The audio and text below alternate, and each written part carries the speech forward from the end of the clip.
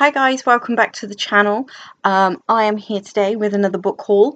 I went home at the weekend, so my family reside in Oxfordshire, and in the town they live in, they have quite a few charity shops, so I knew that I'd be hitting them, despite the fact that I'd just done a haul video, last weekend, maybe the weekend before, of books that I brought. The thing is, it's a lot of books, but it's cheap as chips, in all fairness, and every single one of them that I came across, they all sounded really good, and I thought for the price that I was paying, it really wasn't a bad thing at all. And if I don't read them, they will be donated to a charity shop, where the charity shop can then make the money back. It's a perfect circle, I think. So anyway, so yes, the books that I bought, one of the charity shop had 10 books for £2.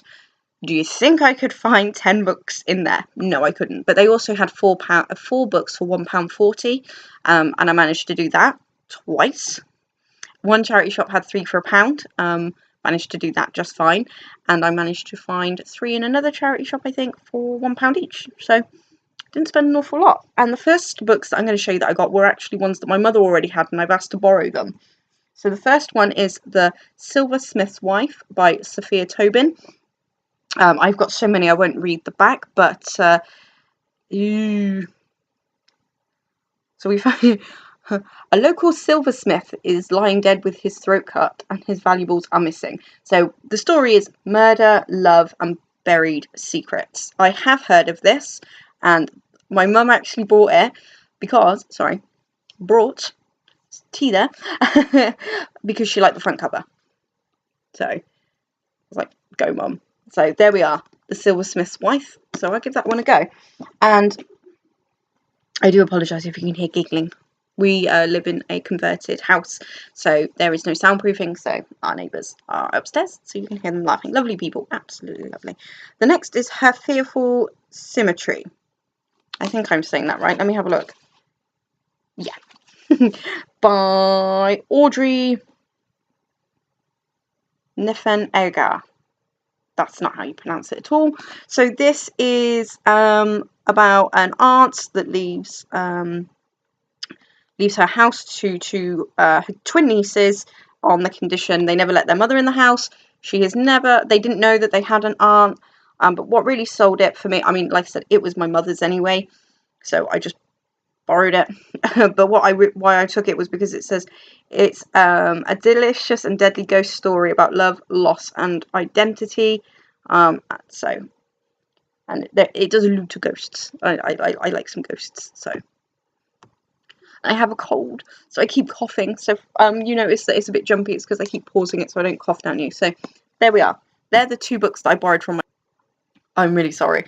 Okay, so the next book that I brought was All the Light We Cannot See by Anthony Doerr. I don't know, sorry.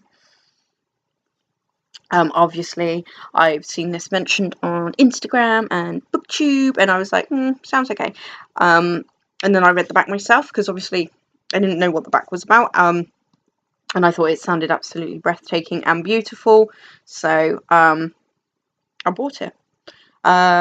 We have Marie Laure, blind since the age of 6, and she meets a young boy, Werner, and he gets noticed by the Hitler Youth. My word, I am fumbling. I'm so sorry. I will try not to fumble, but there we go. All the Light We Cannot See. Very excited to read that one. The next one I picked up was Linda LaPlante's Silent Victims, a Prime Suspect novel. Obviously, this isn't the first one. I recently started to watch the Prime Suspect on Netflix with Helen Mirren, and I really liked it, so I thought I'd pick up, this one, this was in the 2 for £1 pile, 3 for £1 pile that I found, so I was like, I'll give it a go, because I like the series, so I'm going to see if I like the writing style, and if I do, she's done loads, so that's more to buy, so there's that one. This one is called Mother Mother, originally from the Works by the looks of it, but I didn't get it from the Works. Corinne, there we go. This appears to be about family. Violet, Will, Rosie, and their mother Josephine, and it just sounds creepy and dark, and yeah, apparently it's about a mother's love gone too far. That's all I'm gonna say. It's like the mass here. So mother. Let me know if you've read that one. I'm really intrigued by that one. Some of these may actually be young adult novels. I don't know, because you read the back of them, they sound really good. I'm not saying that young adult books aren't good, but I just don't know. I couldn't tell you. So this one is called Half Bad by Sally Green. And I couldn't, it's like that on both sides. So I was like, what's it about? And then all I could find was a bit at the back. You can't read, you can't write, but you heal fast even for a witch. You get stick if you stay indoors after dark. You hate white witches, but love Annalise, who is one. All you've got to do is escape and find Mercury, the black witch who eats boys. But yeah, so... And I was just like, oh, that sounds interesting. So, and it's a well-read copy by the looks of it. So somebody really enjoyed it. So I'm going to give that one a go. Eventually. Some of them are more pulling than others, but this one did sound good enough for me to add it to the list. So let me know if you've read this one. Who's next? Kate Griffin, A Madness of Angels. And this one was in like almost pristine condition.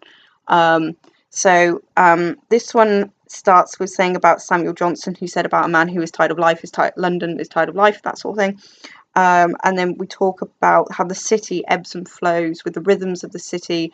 It's about magicians in London, and the insane wisdom of the bag lady. As soon as I read that, I was like, yes. Although I don't know the word insane, if I'm honest. It's not a word that I really do like, but there you go. A Madness of Angels. It is very small font, lots packed in, and I am hoping that it is like just a book one of something, because I hate it when you find a book and you're like, ooh, and you read it and it's like, it's not book one. But there we go. No, sorry. Who's next? This one is The End of Mr. Y. And I deliberately picked this up because of the cover and the spine. But then I read the back and it says it's about a girl that finds a copy of a book that some say is cursed. And then obviously she takes the book and we go from there. And it's a thrilling adventure of love, sex, death and time travel. How could I not? How could I not? And I haven't really seen any books this tall and thin. So this one was £1, but I just had to have this one. To be fair, I have to have them all. If they call to me, I have to have them all. Today I went to, it's my anniversary, wedding anniversary, so my husband took me to Book Barn International, which is only 20 minutes from our door, and I walked out with no books, and it's a barn full of books. Alas, they did not call, which is probably a good thing. Next up is Benedict Jacquet, Fated, the first Alex Virus novel, or Virus, I don't know. I don't read good. Again, this one is based in London. We have Camden. Seem to be quite a lot of novels that I'm finding that are based in London and about magicians, and this seems to have that kind of feel to it. So, actually, yeah, there's quite a few of them like that. But I'm excited. Again, really good condition. So, yeah. So is my word. You wouldn't think that I read, because I say so a lot. The next book, and I did try where I could to pick up a few starts of trilogies or books, because I haven't read a good series in a long time. So this one is Jonathan Stroud, The Amulet of Samarkand. Can't pronounce that. A young magician apprentice summons a 5,000-year-old Djinni. I hope I'm pronouncing it right, because I've watched a film where they say that word, but I don't think I'm pronouncing it right, but there we go. So, magicians. I'm going to cough, sorry. And I've just realised if you can hear a really annoying rattling noise, I'll show you what it is, but if you have epilepsy or anything like that, please look away a second. I don't want to... It's my unicorn lamp. That's what's making the rattling noise. Let's put it on the back of a book, see if we can make it rattle less.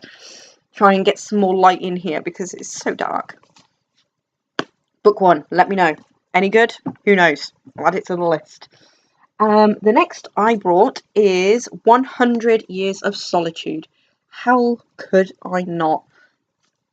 It's almost in pristine condition. Honestly, I don't necessarily need books to be in pristine condition. They can have bits, like the front cover can be ripped. I don't care, as long as I can read it. But it sounds terrible. Not. It sounds sad, terrible, and it sounds amazing. And I'm pretty sure it's a classic. It's considered a classic. So yeah, and it's a Penguin book. So, and it's very long. Well, no, it's not. It's about 422 pages. So we follow a family, I do believe. Yeah, it's about a dynasty. So I'm really excited. Oh my days. I am really sorry. I'm really excited to read it because I, of course, have heard about it. Does that sound pretentious? I, of course, have heard about it. I have heard of it. So I'm very excited. And the next 2 books, and I love this when this happens, I picked up were uncorrected proof copies. I don't know why, but there is something about going into a shop.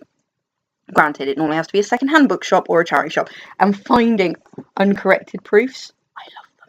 So the first one we have is I think it's a Gathering Light by Jennifer Donnelly. Uncorrected proof copy by Bloomsbury. I like Bloomsbury. Now, this one, all I could find about it, this is what it says. Set in 1906, this is a coming-of-age novel, delicately told alongside the story of a murder that gripped America. That's it. That's all I've got. And I'm like, ooh. And it does tell me, here we go. Publication date will be May 2013. The UK price will be, it was printed as £10.99 and somebody's put £12.99. And then it's got the trim page size and the extent is 400 pages. Is it? Not quite. It didn't quite make it to 400 pages. So there we are. We had to trim some. So that's what I love. You know, you're just getting a peek behind the curtain. So I have no idea if it's, but that sold me. And I've noticed lately a lot of the books I'm buying are either magicians in London or based in the 1900s, the 1800s, the 1700s. So, but there we go. A Gathering Light. Please, like I've said, if you've read any of these and they're any good, let me know so I know where to start. To be fair, I've told my husband he can pick the next one I read anyway, but there we go. And then this one's called Chains by Laurie Halse Anderson. And again, another uncorrected proof copy by Bloomsbury. So this one is New York in 1776, American independence. Isabel and her sister Ruth are slaves who, in a horrible twist of fate, are sold to a malicious New York City couple, the Locktons. So they've lost, well, that's just horrific from there on out, isn't it? But I'm sure the girls, it says here, they cling to hope in their lives. So I'm really intrigued to read it. I imagine it's going to be painful, depending on, of course, the author, how she has proceeded with the story. So yeah, I am looking forward to reading it, if I can say that. So yeah. Oh, look, and here we have the UK edition will be published in January 2009. I'm always late to the party. And it will be £12.99. Export edition, hold the phone, October 2008, £6.99. Wow, that's a big difference, isn't it? I'm really sorry, I'm going to have to go and get some water. So that's the last book. So how many did we do? 1, 2, 3, 4, 5, 6, 7, 8, 9, 10, 11 books that I ended up buying for about £7.50 plus the 2 my mother lent me. Yes! Guys, thank you so much for watching, and I'm really, again, sorry about the poor lighting, but it's winter, what can you do, really? I don't know. But let me know, please, if you've read any of these books and where I should start. And I will be back real soon.